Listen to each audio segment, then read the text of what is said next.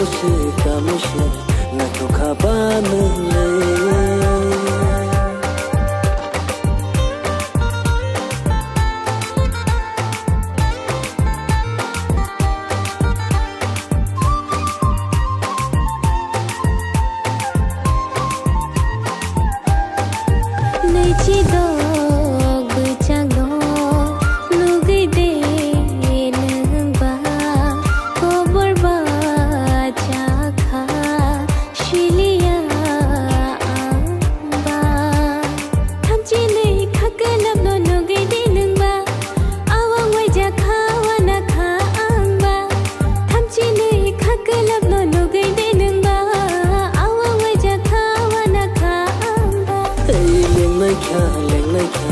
lengai kha sa duang le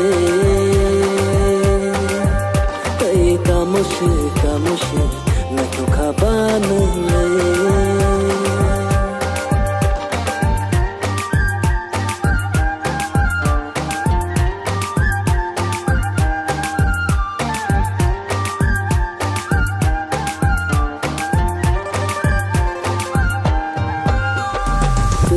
thang si mai ani logi wo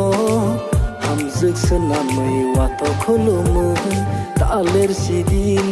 phai pai si di na sing tong khna ama babu so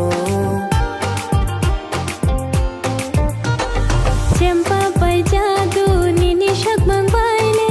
shato ni man gala ni phai singo tok tu hai kha kala shitra bai le le thari man